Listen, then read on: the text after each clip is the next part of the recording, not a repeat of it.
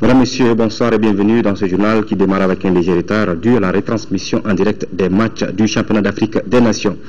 Le chef de l'État, Ibrahim Boubacar Keïta, et sa délégation ont regagné Bamako dans la mi-journée après une visite officielle de 72 heures en Mauritanie. Le président de la République a été accueilli par le Premier ministre et quelques membres du gouvernement. Une visite de travail et d'amitié qui aura permis à Ibrahim Boubacar Keïta et à Mohamed Ould Abdelaziz de renforcer la coopération entre nos deux pays. Le président de la République, à sa descente d'avion, accueilli par le Premier ministre Oumar Tatamli dans la mi-journée aujourd'hui à l'aéroport international de Bamako-Senou. Ibrahim Boubacar Keïta qui revient d'une visite de 72 heures en République de Mauritanie. Et puis voilà, c'était un communiqué conjoint final qui a sanctionné cette visite d'État du président de la République en Mauritanie. Le document a été signé par les ministres des Affaires étrangères des deux pays en présence des présidents maliens et mauritaniens. Le Mali et la Mauritanie entendent intensifier leur coopération dans tous les domaines. Le récit de nos envoyés spéciaux Ibrahima Traoré Dembawan et Brahima Koulibaly. Le président de la République s'est déplacé en Mauritanie avec 8 ministres, le chef d'état-major général des armées, de hauts fonctionnaires, des opérateurs économiques, des notabilités et des personnalités religieuses. Le but, consolider les relations d'amitié et de fraternelle coopération existant entre les deux pays.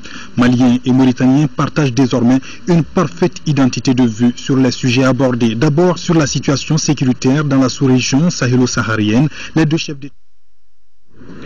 Voilà quelques petits problèmes techniques qu'on va rapidement régler et puis revenir bien entendu sur ce récit de nos envoyés spéciaux en Mauritanie. Ibrahima Traoré Dembawan et Brahima Koulibaly sur la visite de 72 heures du président Ibrahim Boubacar Keïta en Mauritanie. Une visite qui aura vu donc les relations entre nos deux pays s'intensifier. Voilà, on va certainement revenir au cours de ce journal sur ce premier reportage de nos envoyés spéciaux en Mauritanie. Nous allons à présent écouter, toujours au micro de ces envoyés spéciaux, le président mauritanien Mohamed Ould Abdelaziz qui s'est dit satisfait de la visite d'Ibrahim Boubacar Keïta et sa délégation. Il s'engage par ailleurs au respect de toutes les dispositions prises. Ce déplacement est extrêmement important. C'est une visite d'ailleurs très attendue. Nous attendions depuis quelque temps. Je sais que le président était très occupé, mais heureusement, finalement, il a pu avoir le temps de venir rendre visite, de venir en Mauritanie, chez lui, rendre visite à un pays voisin du Mali. Et cette visite a été d'une importance capitale parce qu'elle a permis de donner encore de faire avancer encore les relations, de les diversifier et de les mettre dans le cadre adéquat qui convient aux relations ancestrales et historiques qui lient nos deux pays et qui lient nos deux peuples. Au cours de cette visite, donc, les délégations ont travaillé dans divers domaines et on a pu obtenir des accords extrêmement importants sur plusieurs secteurs, que ce soit dans le domaine du transport, que ce soit du commerce, la circulation des personnes et des biens. Et je crois que cette visite a été vitale parce qu'elle a permis encore de mettre, non pas seulement ce jalon, mais plusieurs jalons dans le cadre du développement et de rapprochement des deux États et des peuples. Et c'est ça, c'est ce que nous devons faire et ce que nous attendons toujours. Parce que le Mali est lié à la Mauritanie par des liens historiques ancestrales. C'est des liens qui ont été tissés par nos ancêtres que nous devons, ça je le dis et je le répète, continuer à entretenir, continuer à diversifier et éviter qu'elles ne soient entachées par quoi que ce soit. Et ça c'est extrêmement important. Et toujours devrait dans le sens du rapprochement des deux pays et de faire profiter nos pays des compétences de part et d'autre, des ressources de part et d'autre pour essayer de faire avancer les choses et d'aider, de s'entraider entre nous. Parce que nous sommes quand même, nous ne sommes pas des pays très riches, pas très développés aussi, donc nous devons nous entraider pour arriver à satisfaire les besoins de nos peuples dans l'entraide, dans la complémentarité. Et ça, je crois que c'est très important. Le président le comprend, moi aussi je le comprends. Les deux peuples ont toujours travaillé dans ce sens. Nous devons continuer à aller dans ce sens. Donc ces accords que nos délégations aboutissent seront, Inch'Allah, appliqués très rapidement, parce que nous pensons que c'est des accords profitables à nos pays. Mohamed Ould Abdul Aziz, le président mauritanien au micro de nos envoyés spéciaux. Au cours de sa visite officielle à Mauritanie, donc, il a visité plusieurs projets de développement. Ibrahim Boubacar Keïta a salué l'engagement et la volonté politique du président mauritanien pour le développement de nos pays. Envoyés spéciaux, Ibrahim Traoré.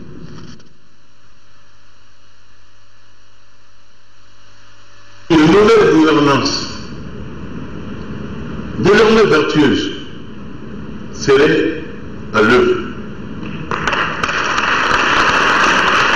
Il n'aurait pas souci ou projet de venir se remplir les poches, qui n'aura pas le souci de venir sucer encore le sang des Maliens, qui n'aura pas le souci de venir encore une fois faire tort à ce peuple par une justice distribuée à la hauteur de la puissance financière. Que désormais, ce pays sera régi par le droit et lui seul. Ce sera un pays de droit absolu. Un pays digne d'être considéré comme un état de droit.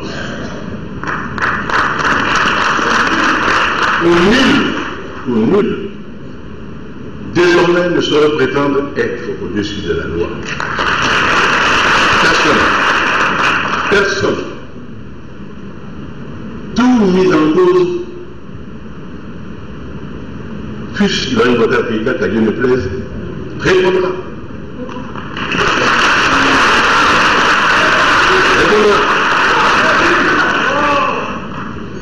Il n'y a pas là-dessus d'ambiguïté, une clarté parfaite. À ce parcours de ma vie, je ne puis être dans aucune espèce d'autre engagement que celui de servir ce peuple de toute mon âme et de tout mon cœur. Et je le fais, Inch'Allah.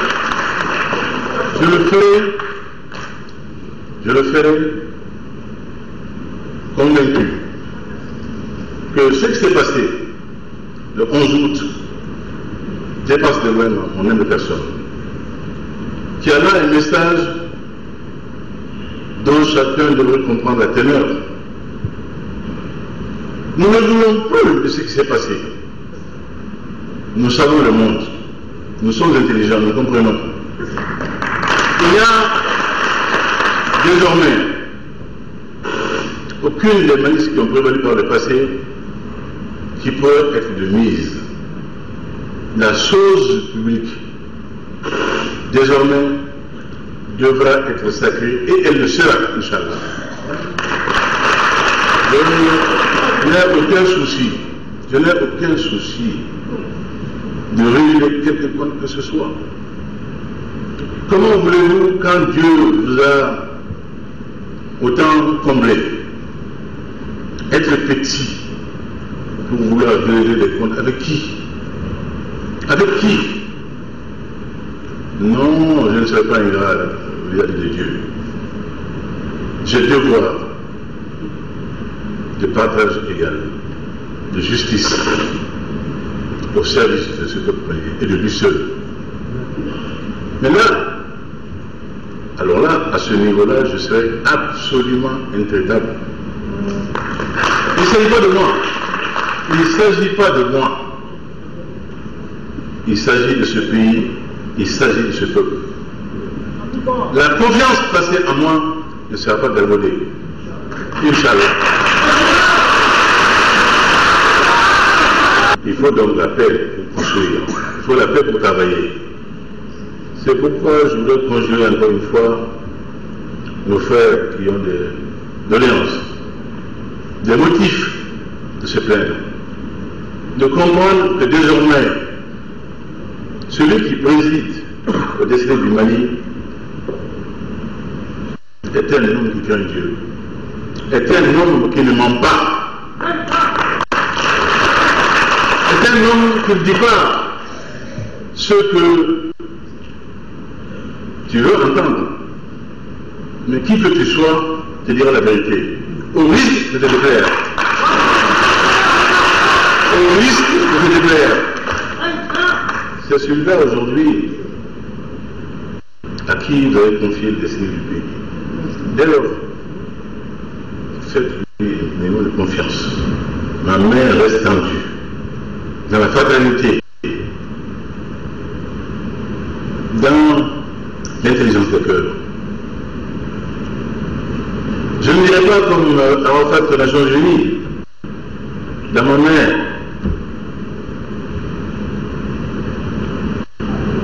l'oyer, dans l'autre, Kalachnikov. Dans mes deux mains, j'ai l'oyer, mais j'ai la Kalachnikov derrière moi. Avançons. Avançons. Voilà donc au cours de cette visite en Mauritanie, vous l'avez vu, c'était plutôt un extrait du discours du président de la République Ibrahim Boubacar Keïta face à nos compatriotes vivant à Nouakchott. Nous reviendrons sur l'intégralité de ce discours après ce journal. À Dakar, à présent, la capitale sénégalaise abrite à partir de demain et c'est là jusqu'au 17 janvier prochain le 4e sommet panafricain des jeunes leaders des Nations Unies pour l'atteinte des objectifs du millénaire pour le développement. Ce sommet qui est placé sous la coprésidence des présidents Macky Sall du Sénégal et Ibrahim Boubacar Keïta du Mali se penchera sur la contribution de la jeunesse panafricaine dans l'atteinte des OMD. Prennent part à cette rencontre plusieurs personnalités. Le président du réseau panafricain des jeunes leaders des Nations Unies pour l'atteinte des OMD, Alioune Gueye, nous parle des enjeux de ce sommet. Il est interrogé par Momari Koné. Le thème de ce sommet portera sur le chômage des jeunes, qui est aujourd'hui une préoccupation pour toute l'Afrique. Donc les 300 participants qui viendront de toute l'Afrique, de la diaspora, échangeront au cours de ce sommet-là sur les stratégies à mettre en œuvre pour non seulement accompagner la réalisation des objectifs du millénaire pour le développement d'ici 2015, mais aussi faire des propositions pour que la question de l'emploi des jeunes soit d'abord une priorité. Donc ce 4e sommet aussi est un cadre de plaidoyer auprès des décideurs que les jeunes, le réseau des organisations des jeunes leaders des Nations Unies pour l'atteinte des OMD, OMD, organise afin d'attirer encore une fois de plus l'attention des décideurs, des chefs d'État sur les questions brûlantes en Afrique, notamment la question de l'emploi des jeunes, la question de l'éducation, la question de la lutte contre le VIH-Sida, la question sur l'environnement. Et quelles sont vos attentes? Au fait, les attentes aujourd'hui de la jeunesse africaine, c'est que au cours de ce sommet, et les participants et les décideurs puissent faire encore une fois de plus un engagement fort à l'endroit de la jeunesse. Vous savez, il y a 8 points aujourd'hui qui ont été adoptés en 2000 par les chefs d'État.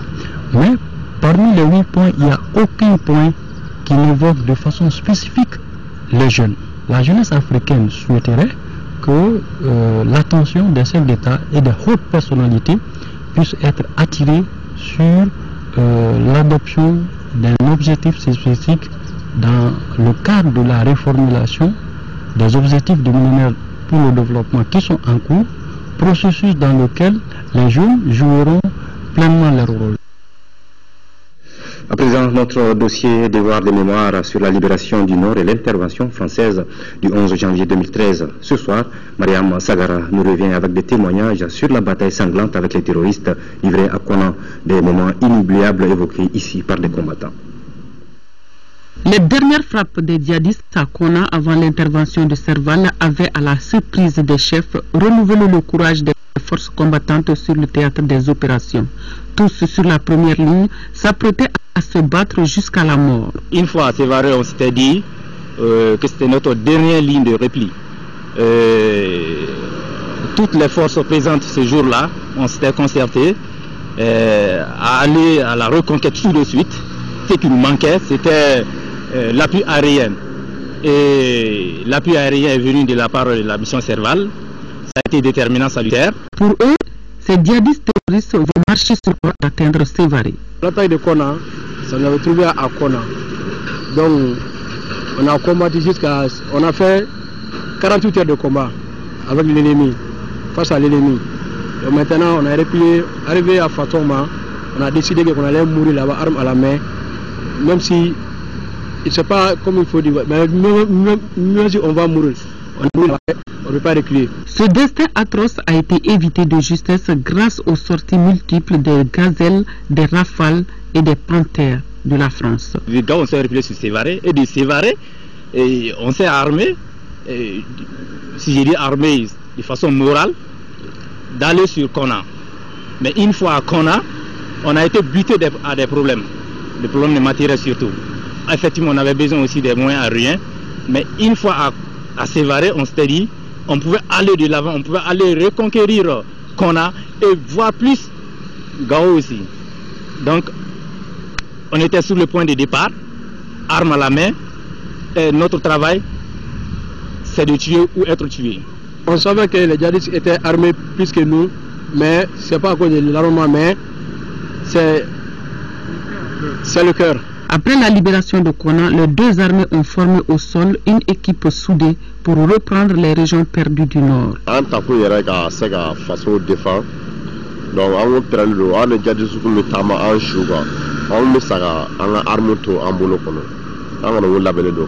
L'engagement des militaires n'a pas souffert malgré les moments tragiques vécus. Ça m'a beaucoup touché que ces hommes-là tombent sur le terrain, mais c'est notre travail.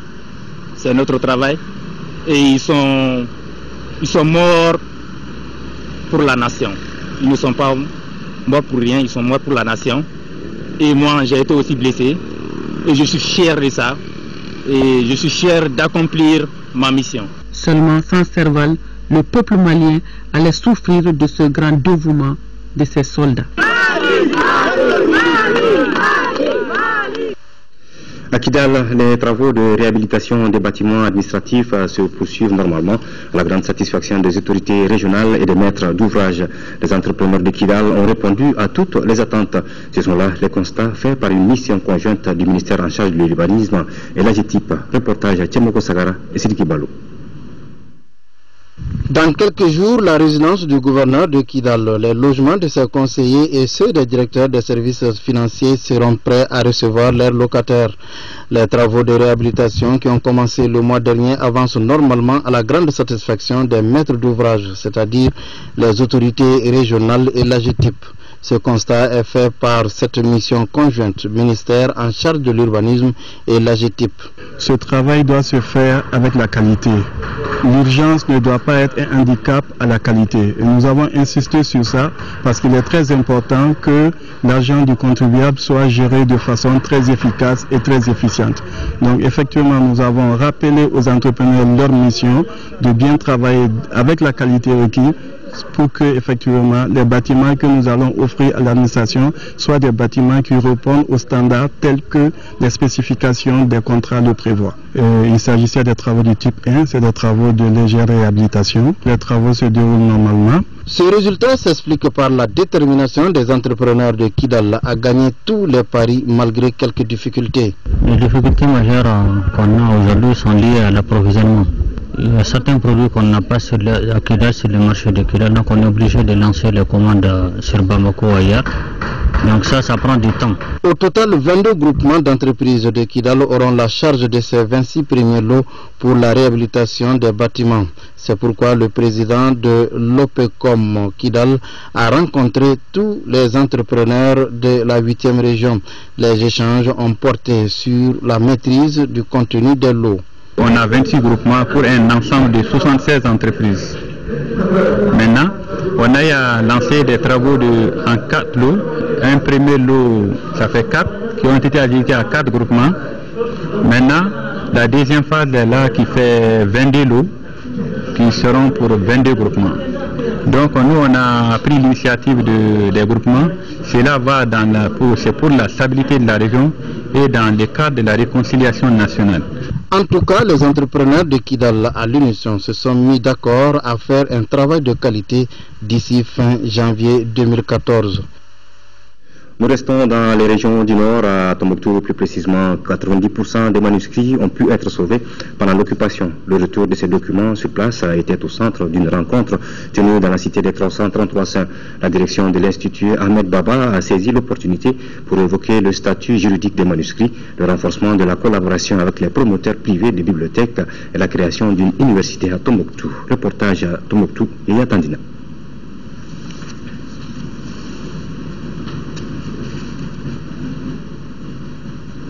Voilà, quelques petits problèmes par rapport à cet autre élément de Yaya Tandina. On va poursuivre le cours normal de cette édition en attendant que tout rentre dans l'ordre de l'autre côté avec le président, directeur général de la CMDT qui poursuit sa tournée dans les zones cotonnières. La délégation est arrivée à Koutchala, dans la filiale nord-est, où elle s'est rendue au marché de coton de Mahou, secteur de Karangana. Les usines d'égrenage ont fait peut-être signe que l'élément de Yaya Tandina est prêt du côté du VTR. On va le lancer. L'économie de la mode connaît actuellement une pleine extension à Bamako.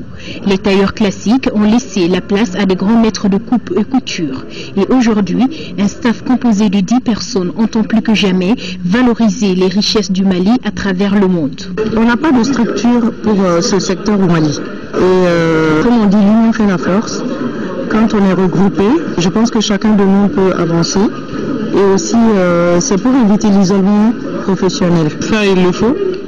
C'est vrai que la mode malienne est un peu méconnue. Ça peut nous amener à promouvoir la mode, surtout à l'échelle internationale, et on y arrivera. Il était donc temps de sortir de la routine, surtout que les modèles Made in Mali actuellement proposés à la clientèle sont de plus en plus raffinés. Pour relever ce défi, les génies de la création ouvrent déjà de belles perspectives. On va travailler sur les finitions, c'est ça d'abord le problème même de la couture au Mali, parce que les finitions, ça laisse désirer. Et puis on verra tout en travaillant. Notre destin, une plus grande attention des autorités en termes de renforcement des capacités des acteurs qui sont aussi. On va à présent revenir sur la visite d'État du président de la République, Ibrahim Boubacar Keïta, en République de Mauritanie, et cette étape de Nouadhibou et de Chami.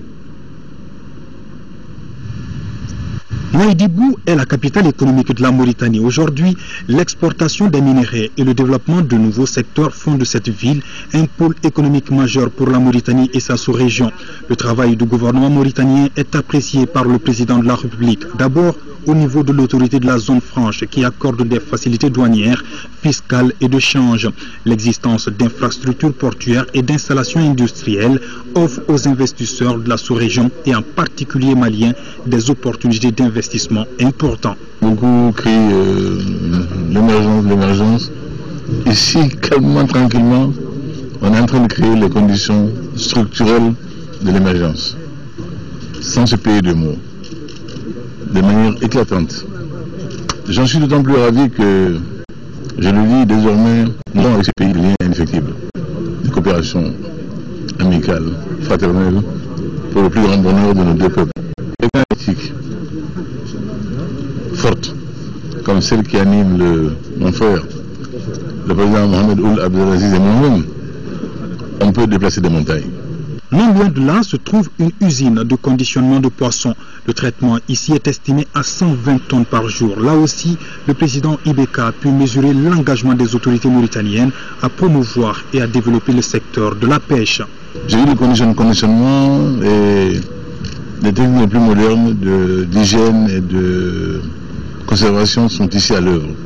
C'est donc une garantie pour le consommateur dans la chaîne finale. Et je dis que là, encore une fois, c'est toujours ce souci d'être contemporain de son siècle et de son temps qui anime la Mauritanie. Les équipements de dernière génération sont ici à l'œuvre. Le chef de l'État a également visité les travaux d'extension en cours du port autonome de Nouadhibou. Les opérateurs économiques maliens, dit-il, pourront profiter bientôt des opportunités qu'offre ce port. L'extension du port de Nouadhibou, c'est une très bonne chose pour nous.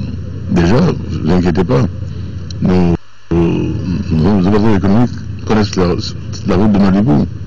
Des frigorifiques maliens viennent ici. Absolument. Donc je pense qu'il y a un projet structurant qui concerne les deux pays et qui va participer également aussi à l'intégration effective de nos économies et de nos pays. Nous sommes en train de travailler pour que tout ce qui peut avoir comme gros désarmement dans le monde, comme entrave, soit levé. Le président Abdelaziz a été très clair hier. J'ai dit aux différents ministres, vous avez la feuille de route et nous allons vous suivre maintenant. Et nous, notre volonté politique est clairement exprimée. Ce que mon frère a dit est parfaitement mon sentiment, mon point de vue. Donc, dès lors que la feuille de route est déclinée, les ministres savent quoi faire. La dernière structure visitée par le président Ibeka est la Société nationale industrielle et minière. Outre l'usine de traitement des minerais, la SNIM travaille beaucoup dans la production et la commercialisation de fer. Elle fait aussi de la maintenance des installations fixes et fabrique des pièces détachées. La société vise à porter sa production à 40 millions de tonnes par an. La SNIM est actuellement 13e mondial des exportateurs de minerais de fer. La grande compétence, la technicité et l'ambition patriotique de contribuer à l'essor de votre pays par la maîtrise de l'unité dont on vous a confié la gestion, vous et tout le personnel êtes tendus vers ce but. Cela est admirable. C'est de cela que nous avons besoin pour que nos pays avancent. À la volonté de l'homme politique qui a la charge d'un pays est essentielle pour faire avancer ce long train de 2 km avec cette charge de 20 000 tonnes. Et un pays, c'est peut-être de manière exponentielle, beaucoup plus lourd, il faut davantage de locomotives, mais une seule, si elle est fortement ancrée dans le peuple et elle est soucieuse et responsable du progrès de l'ensemble, le pays bouge. Donc nos pays ont besoin aujourd'hui de leadership éclairé, de leadership conscient des enjeux de la présence au monde désormais, qui n'est plus lié uniquement à un drapeau de flonflon, de président de l'État. Non, il faut pouvoir réfléchir avec intelligence, avec sérieux, avec responsabilité et se projeter. Pour être à l'émission des peuples qui compte. Il ne s'agira plus d'attendre qu'on fasse appel à vous, qu'on vous invite à participer. Moi, je dis souvent que nul ne sera invité au banquet qui ne l'aura mérité. Le président de la République s'est ensuite entretenu avec les Maliens de Nouadhibou avant d'embarquer à bord d'un hélicoptère pour Chani. Sur place, il s'est informé sur l'expérience innovatrice du développement de cette cité nouvelle. Il a pu également constater les modèles de logement et l'architecture moderniste qui caractérisent la ville naissante de Chani. Le président de la République a estimé durant toutes ces étapes son admiration pour l'urbanisation moderniste que connaît aujourd'hui la Mauritanie, en particulier dans le domaine des infrastructures de base. Juste après, le président Ibeka a visité le réseau électrique solaire et la station éolienne qui alimente en électricité la ville de Chani. Voilà, c'est un communiqué conjoint final qui a donc sanctionné cette visite d'État du président de la République en Mauritanie. Le document a été signé par les ministres des Affaires étrangères des deux pays en présence des présidents maliens et mauritaniens. Le Mali et la Mauritanie entendent ainsi intensifier leur coopération dans tous les domaines. Le récit de nos envoyés spéciaux Ibrahima Traoré, Dembawan et Ibrahima Koulibaly. Le président de la République s'est déplacé en Mauritanie avec 8 ministres, le chef d'état-major général des armées, de hauts fonctionnaires, des opérateurs économiques, des notabilités et des personnalités religieuses. Le but, consolider les relations d'amitié et de fraternelle coopération existant entre les deux pays. Maliens et Mauritaniens partagent désormais une parfaite identité de vue sur les sujets abordés. D'abord, sur la situation sécuritaire dans la sous-région sahélo-saharienne, les deux chefs d'État ont convenu de renforcer la coopération entre les forces armées et de sécurité. L'expérience de l'armée mauritanienne est très utile pour nous à ce point-là, parce que nous pensons que sur notre flanc gauche, un certain nombre d'activités sont en train d'être menées. L'accompagnement et l'assistance de l'armée mauritanienne, non seulement en matière de formation, de soutien logistique, mais aussi d'accompagnement dans les patrouilles, pour nous permettre aujourd'hui d'ajouter de la valeur à ce que nous sommes en train de faire. Je pense que ce sont ces pôles que nous avons mis en place Et nous allons dynamiser l'accord de coopération qui existe, qui a expiré l'année dernière, que nous allons revisiter. Et puis, il y a une convention en matière de sécurité qui va aussi être mise sur pied afin de pouvoir bénéficier de tout l'accompagnement, mais de toute l'assistance aussi de la Mauritanie dans ces domaines-là. Les présidents maliens et mauritaniens ont appelé à une coopération accrue entre tous les États de la bande sahélo-saharienne pour coordonner les opérations de lutte contre les groupes armés terroristes et autres narcotrafiquants. Dans la foulée, il a été largement question de la sécurité transfrontalière. Nous allons dans les semaines à venir relancer les activités de coordination et de coopération entre les gouverneurs de part et d'autre de la frontière, entre les préfets de part et d'autre de la frontière. Mais aussi nous avons parlé de la libre circulation des biens et des personnes de part et d'autre de la frontière. Nous avons des intérêts partagés et nous nous sommes compris sur les modalités et les principes à mettre en application pour permettre à nos populations au niveau des frontières de partager leur savoir-faire, de partager leur expérience.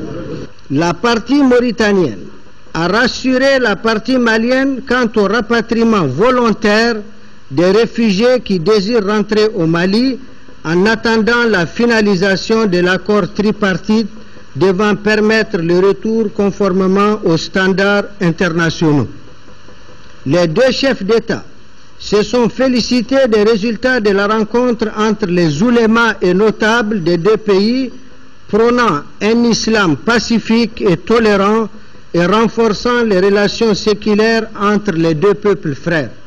L'économie était au cœur de cette visite d'État. Dans le domaine du commerce, il a été recommandé la réduction du coût des transactions par la diminution du nombre de postes de contrôle, l'allègement des procédures administratives ou encore la mise en place d'un système de suivi électronique des camions. Les deux chefs d'État engagent dans le même temps les ministres des Transports et de l'Équipement à accélérer la réalisation des projets routiers transfrontaliers et la réalisation du port sec à Gogui. Et ce n'est pas tout. Ce qui a retenu surtout l'attention, c'est entre Mali, Mauritanie et le Niger. Et cette compagnie aussi sera ouverte à d'autres pays comme la Guinée, comme le Sénégal, comme le Tchad ou autres qui le souhaiteraient. À travers tous les secteurs de l'économie malienne, nous avons pu tisser des liens, nous avons pu travailler sur certaines problématiques pour faciliter le commerce, pour faciliter les échanges économiques entre le Mali et la Mauritanie. Et cela est vraiment souhaitable, cela est louable. Et donc dans ce cadre-là, nous pensons que nous pouvons accélérer l'échange économique entre nos deux pays. Le développement de l'agriculture et de l'élevage ainsi que l'accès des populations à l'énergie préoccupe aussi les présidents Ibrahim Boubacar Keïta et Mohamed Ould Abdelaziz. Sur le dernier point, les deux chefs d'État demandent aux départements concernés à entreprendre très vite les démarches relatives à la réalisation de la nouvelle ligne d'interconnexion. Les chefs d'État nous ont demandé de renforcer cette collaboration. Déjà, elle est amorcée parce que, comme vous avez dû l'apprendre, l'énergie du Mali et la Sonelec viennent de signer déjà un contrat de fourniture d'énergie pour une puissance de 20 MW qui nous permettra de couvrir une partie de la demande pendant la période chaude du mois de janvier au mois d'avril. Pour concrétiser toutes ces décisions, les ministres des Affaires étrangères des deux pays ont été invités à réunir le plus rapidement possible le comité paritaire de suivi. Cela en perspective de la prochaine réunion de la grande commission mixte prévue bientôt à Bamako. À travers ce déplacement du président Ibeka, le Mali et la Mauritanie repartent d'un pied nouveau pour conforter davantage leurs relations et une coopération qui concerne tous les domaines. Voilà, en marge de cette visite du président de la République, la première dame a également mené des activités sur lesquelles nous reviendrons dans nos prochaines éditions. Le président directeur général de la CMDT poursuit sa tournée dans les zones cotonnières. La délégation est arrivée à Koutchala dans la filière nord-est où elle s'est rendue au marché de coton de Maou, secteur de Karangana. Les usines d'égrenage et l'office de classement du coton ont été visités. Compte rendu de nos envoyés spéciaux Agali Agissa Abdul Salam Bambara. Produire 142 000 tonnes de coton de graines, c'est l'objectif que se sont fixés les responsables de la filiale nord-est de la CMDT au titre de la campagne 2013-2014. Cette production est en baisse par rapport à celle de la campagne précédente, marquée par une bonne pluviométrie. Cependant, la quantité de coton-graine récoltée à Mahou dans le secteur de Karangana et le fonctionnement des 6 unités industrielles visitées par le premier responsable de la CMDT donnent bon espoir. Nos usines sont très en avance par rapport au programme, par rapport à la qualité aussi. Le village qu'on a visité, Mahou, c'est un village très modèle qui fait près de 4000 tonnes. Et tous ces 4000 tonnes sont du coton de très bonne qualité. Et à cette date, on a pu acheter 64 000 tonnes pour une valeur de 16 milliards injectés dans l'économie locale de Koutiala. Près de 98% des coton-fibres produits au Mali sont destinés à l'exportation. Ainsi, pour la mise en vente du coton produit à l'usine, l'Office de classement du coton donne son avis. La structure a reçu la visite de la délégation conduite par le président-directeur général de la CMDT. Nous déterminons la qualité de toutes les balles produites au Mali jour par jour. On peut classer jusqu'à 6400 échantillons par jour. Sans la détermination de ces qualités, le coton ne peut pas se vendre. Au Mali, nous avons 10 types de ventes. Le Sarama, les Néré, les Julie S, les Julie et les Kati, qu'on appelle la gamme supérieure, grade de tête. L'Office de classement du coton reçoit les échantillons des balles de coton produits par 17 usines de grainage.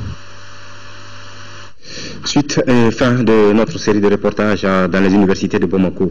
Notre équipe de reportage s'est intéressée aujourd'hui à l'université des sciences sociales et de gestion de Bamako, USSGB. Là, elle a recueilli les témoignages des différents responsables sur leurs conditions de travail et qui ne sont guère les plus reluisantes. Compte rendu de Nando Damele. Malgré son ambition plan stratégique, l'université des sciences sociales et de gestion de Bamako, USSGB, connaît de sérieuses difficultés comme toutes les universités de la place. Nous avons recours à ce qu'on appelle des salles câblées.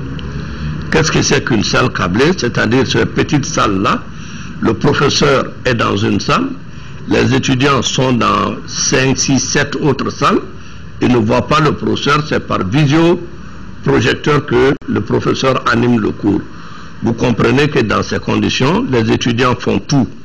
Et comme j'ai moi-même enseigné là-bas pour être dans la salle où il y a le professeur, c'est là où ils disposent de la meilleure écoute et c'est là où ils peuvent interroger le professeur. Les autres n'ont pas accès au professeur. Véritable répondant aux réformes opérées dans l'enseignement secondaire général, cette université compte 2 facultés et 2 instituts. Là encore, les problèmes ne manquent pas. Nous n'avons que 3 amphis théoriquement de 900 places pour ces 8850 étudiants. Donc, en termes de ça, c'est pour le cours magistral. Donc, il nous faut éclater chaque classe en groupe de cours. Alors, cette année, nous avons 3400 étudiants pour 3 filières de formation. Alors, on a une licence en gestion d'entreprise, une licence en sciences et techniques commerciales et une licence en organisation et gestion des organisations. Nous totalisons aujourd'hui 9518 étudiants répartis entre 2 départements. Le département de géographie avec 6736 étudiants et le département d'histoire-archéologie. Si l'Institut universitaire de gestion semble bien logé, tel n'est pas le cas de l'Institut universitaire du développement territorial. Nous tournons tant bien que mal, mais nous nous sommes bloqués, ça il faut le reconnaître, nous sommes bloqués dans notre croissance et dans notre expansion, dans notre développement par le manque vraiment de locaux. Au problème des effectifs à l'Université des sciences sociales et de gestion de Bamako s'ajoute celui de l'insécurité. La sécurité, elle se situe à plusieurs niveaux. Les gens amènent souvent la question de la sécurité à la sécurité physique. La violence aujourd'hui dans l'espace académique est connue de tout le monde. Les enseignants qui sont agressés par les étudiants eux-mêmes qui s'agressent. Rappelons que l'Université des sciences sociales et de gestion de Bamako compte 39 208 étudiants pour 236 professeurs.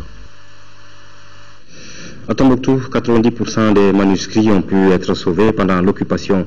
Le retour de ces documents sur place était au centre d'une rencontre tenue dans la cité des 333 saints. La direction de l'Institut Ahmed Baba a saisi l'opportunité pour évoquer le statut juridique des manuscrits, le renforcement de la collaboration avec les promoteurs privés des bibliothèques et la création d'une université à Tombouctou. Reportage de Yaya Tandina. La direction générale de l'Institut des hautes études et de recherche islamique Ahmed Baba Yeriabe, à travers cette rencontre avec les autorités politiques, administratives et la notabilité, voulait annoncer la reprise effective de ces services à Tombouctou. Un retour marqué par des innovations, à savoir le statut des manuscrits et la création d'une université de l'Institut à Tombouctou. Nous avons initié à notre niveau vraiment des démarches pour arriver à vraiment avoir un statut qui protège nos manuscrits au niveau de l'État, au niveau des privés. L'université à Tombouctou au Mali, c'est grand. Il y a des filières qui ont été identifiées, des filières qui ont été identifiées, retenues par l'atelier. Je parle de l'islamologie, je parle de littérature et l'existence africaine, je parle d'histoire et civilisation africaine à travers les manuscrits. Et à côté de ça aussi, il y a une filière courte, une filière de métier du livre. Ces échanges ont permis aux participants d'évoquer le retour des manuscrits et de renforcer la collaboration avec les bibliothèques privées. En tant que bibliothécaire, nous, on n'a que le centre Ahmed Baba comme partenaire. Et aussi, c'est avec le centre Ahmed Baba que nous pouvons développer nos manuscrits et que les manuscrits aussi peuvent être connus partout dans le monde. Tout ce que j'ai souhaité, c'est de permettre la sauvegarde efficiente même des documents, à travers une conservation vraiment bien surveillée. C'est là ma crainte. Et je vais lutter avec le comité mis en place par rapport à cela. Les responsables de l'Institut ont mis à profit la rencontre pour expliquer les stratégies adoptées qui ont permis de sauvegarder 90% des manuscrits pendant l'occupation. Parti pour les études à l'étranger, un Malien s'est retrouvé sous les projecteurs du cinéma slovaque. Il s'agit de Ibrahim Maïga, natif du village de Yeloua à Tombouctou en 6e région, qui est aujourd'hui détenteur de la double nationalité malienne et slovaque. Chekoumar Sangare et Adama Diakité se sont intéressés au parcours et à la carrière de ce cinéaste musicien. C'est le sujet du dossier culture.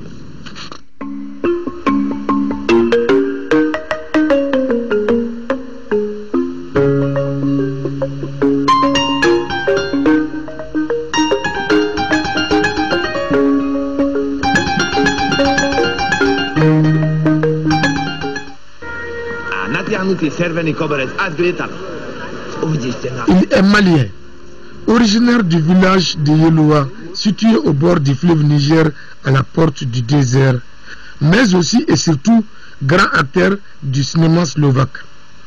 Il, c'est Ibrahim Maïga, et ce sont les études qui l'ont conduit dans ce pays d'Europe centrale, appelé alors la Tchécoslovaquie. Mon père a pu me trouver une bourse en Tchécoslovaquie, où j'étais supposé aller faire électrotechnique. Alors finalement, par manque de place, je me suis retrouvé dans les bâtiments. Né en 1963 à Mopti, la Venise malienne, le jeune Maïga est inscrit à l'école Mamadou Konaté de Bamako en 1970. C'est dans cette même école qu'il obtient son CEP et son DF respectivement en 1976 et en 1979. Après avoir décroché son baccalauréat en 1984 au lycée Askia Mohamed, le jeune Maïga emprunte le long chemin de la Tchécoslovaquie en 1986.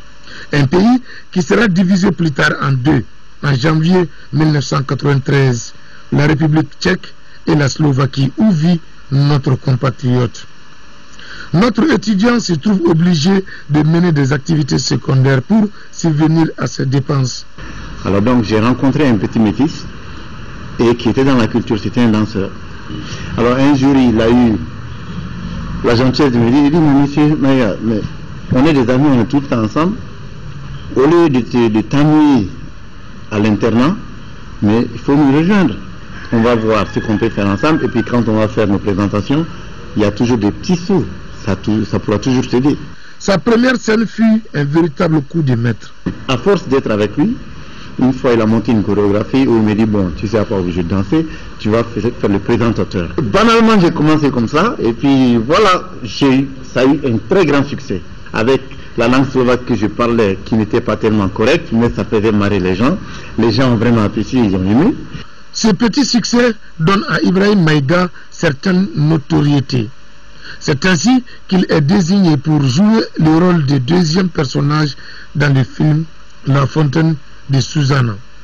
Le film sort en 1993 et propulse du coup le Malien au devant de la scène slovaque. Ça a eu un très grand succès. C'était le film le plus populaire de l'histoire de la Tchécoslovaquie. Il est aussi appelé à chanter dans le film La Fontaine de Susana.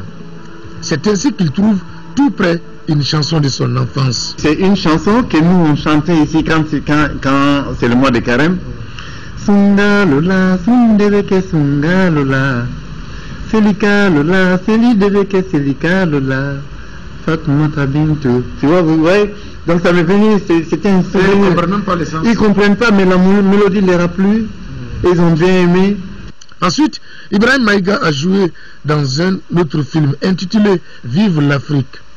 Ce film a été tourné en 2000 entre le Zimbabwe, la Grande-Bretagne et Bratislava, la capitale de la Slovaquie. Le premier Africain à jouer au Théâtre National de la Slovaquie a également 2 albums de musique dans les bacs Kesson, Tam Tam et Baobab. L'artiste Ibrahim Maïga est détenteur du disque d'or de la Slovaquie depuis 1996. Nous l'avions croisé ici à Bamako, la capitale de son pays d'origine, un pays auquel l'artiste reste fortement rattaché à cause de la consistance de nos fondamentaux.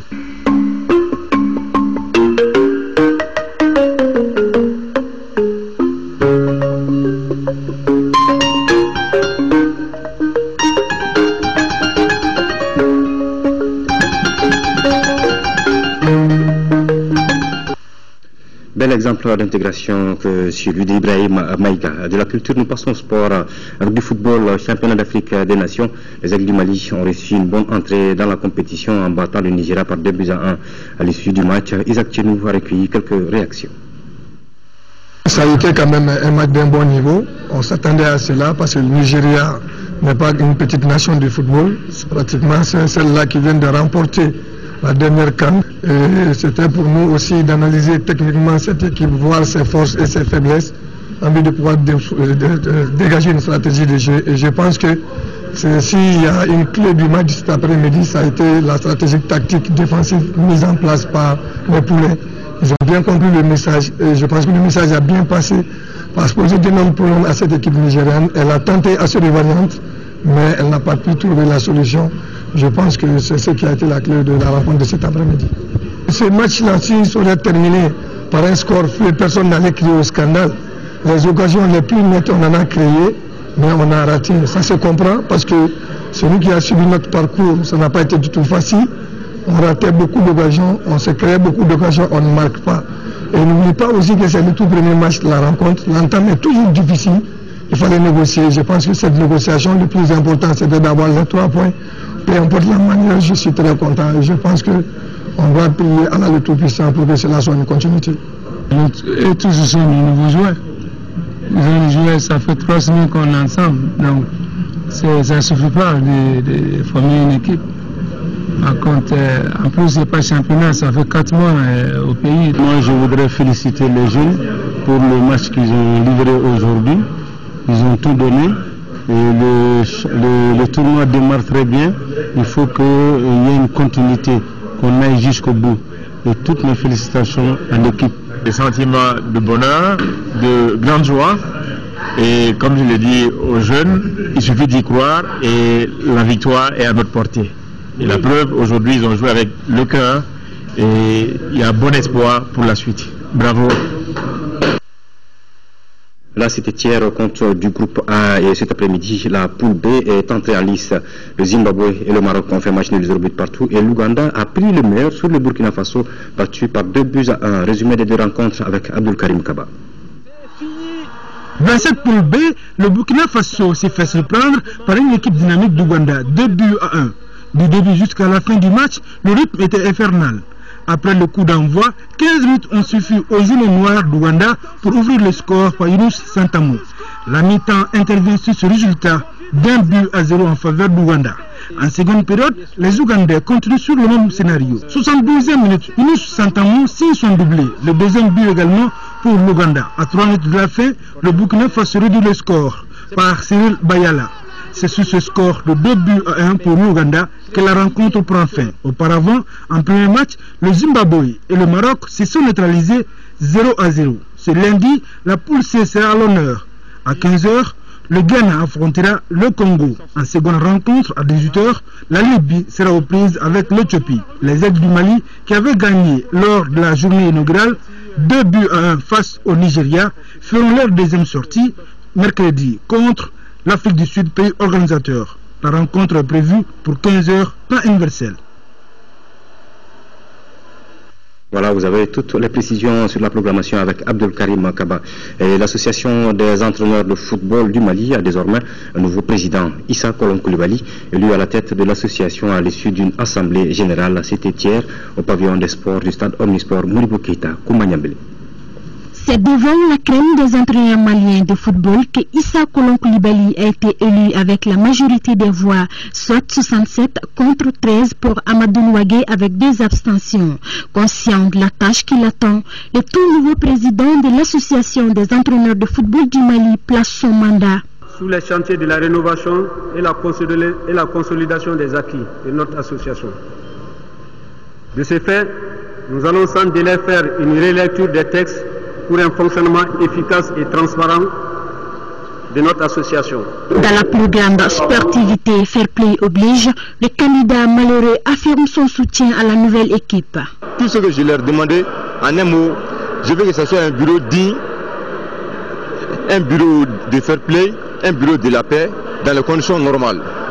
Un bureau composé de 13 membres, dont une femme à l'image de Koulibaly Aïcha Kouyaté. Issa Kolon Koulibaly succède ainsi à Mamadou Moussa Diané à la tête de l'association des entraîneurs de football du Mali pour un mandat de 4 ans après relecture des textes. Voilà, c'est la fin de cette édition et toutes nos excuses pour les erreurs techniques et erreurs d'aiguillage survenues au cours du déroulement